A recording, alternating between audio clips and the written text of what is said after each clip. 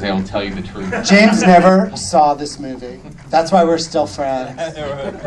No, actually, I have seen this movie, I think, about 230,000 times at this point. So, I know every scene, so let's go. I got a quick question. The soundtrack, is it available here, like at Amoeba or a place like that? I think it's on Amazon. I think you can get it on download it in I know that in iTunes too, right? What about a real piece of product? Is there? Do they make? They don't make any of those anymore. Yeah. Okay, It is available.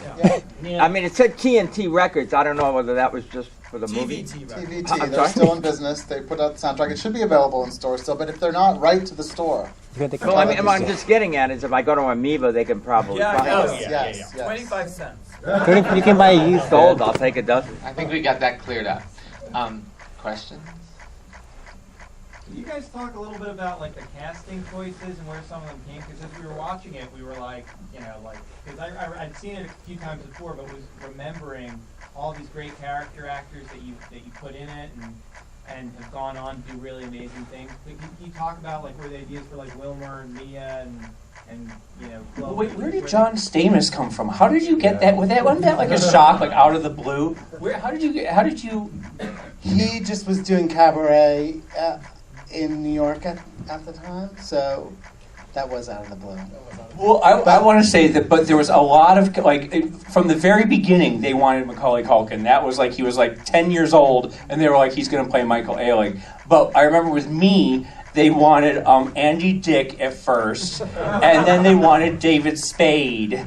And so I was crying, I was sobbing every day. I would come and talk to them, and then when they finally said Seth, I was overjoyed. But Seth was really the first person to step up and really say, I'm going to do this movie. And, actors can often be understandably cautious about declaring their allegiance to a project, but he was the first person to do that and really also worked on Macaulay, I think, over a long period of time. Well, you guys had meetings with Macaulay for 2 years or so before, and he was he was sort of a recluse at the time, and it wasn't until he and Seth bonded over the roles.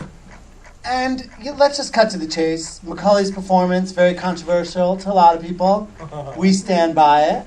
I kind of it's like Katharine Hepburn-esque, but it's it's grown with I just feel like it'll go down in the days as one of those camp.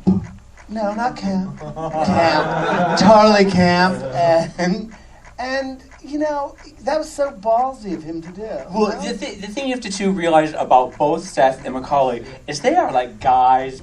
They are totally normal heterosexual guys, and for them to throw themselves so deep into the role, I think was really saying something on both of their parts, and I love them both to death for that.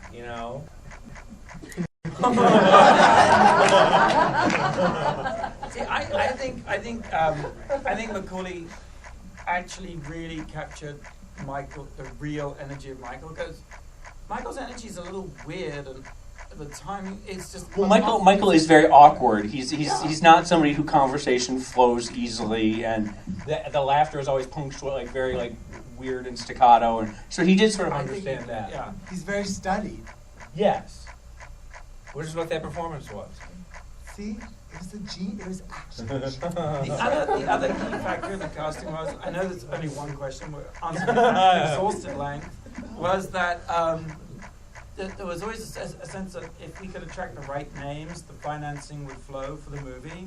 And every time we got a name, we'd go back and say, Dad, we got another name. And they're like, well, this one's only got one left foot, or this one hasn't made a movie in 10 years, or this... Who was that? What was her name? Trying to tick that box, and we end up with this amazing ensemble cast, but it never really... the money gates never opened. We got Diana Scarwood. The money gates open and we made the film. Yes, of course. No, absolutely, yes. But, 10 million, no. You do. You remember who Diana Scarwood you remember Mommy Dearest, right? That's okay. Tina, get me the axe.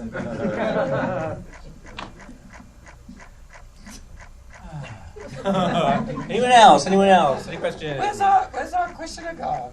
Oh my God! Smoking pot in the back of the room. Come on! What's that? What was your Yes. question? We got a question. Is Michael still in jail? What's the status of Michael? 2010. 2010, that's soon. At which time he'll be working at World of Wonder. We got a notice from the state of New York in the middle of filming, in which it's the Son of Sam law, that they sent us an official letter saying if Michael Alec, who is in jail, is profiting in any way from this film, you're all going to be under investigation and potentially serving jail time. It was a very angry letter from the state of New York. They're very serious about him not profiting. Ex-cons can't profit from their crimes. But the good news is no one profited from it.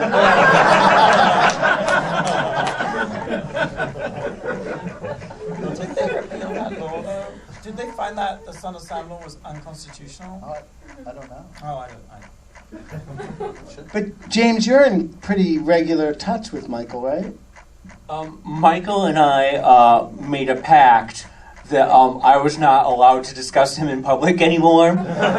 So anything I say just stays in this room, okay? So this is all just between us.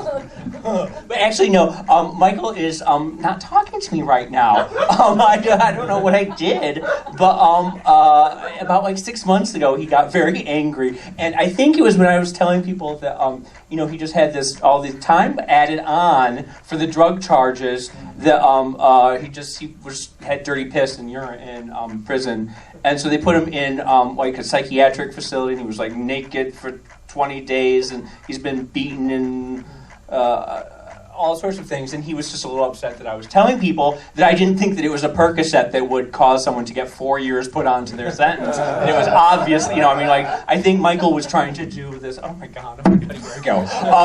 Michael was trying to he was trying to tell his fans that, he's in pain and his back hurts, and so he just took one little Percocet, and the mean guards were like trying to get him to do extra time because of it, but obviously it was heroin. So, yeah, this is all just between us. Yes. So. Yes. Is that screen shadow your performance? When Seth first got the part, they gave him a lot of video and pictures that he put all over his bedroom so that he would see me the last thing he saw before he went to sleep. And then we met a couple times beforehand. We had dinner, but we all became friends while they were filming. Like, they would call me a lot and say, how do you sign a check? How do you vote? And so, yeah, we got to know each other before. And I think he did a really good job. My mother saw the movie. My mom came out. And she was like, he got you. And I was like, if Mom said that, then he did a good job. Yes. Have you written anything else? Yeah, I did a book called Freak Show that came out last year. Was it last year? Has it been 3 years? 4 years. It was a book about a young teenage drag queen growing up in Florida. It was a young adult novel that did pretty well. And we're trying to get that made into a movie now. I am, at least. Didn't that win an award, too? It won a number of awards, yeah. Yeah. And now I'm working on a style guide. An anti-style guide. Yeah. Are you guys working on anything else? No.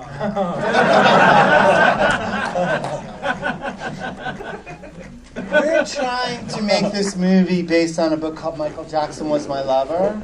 Oh my God. And we've been trying to get the money for that like a really long time too, but we might.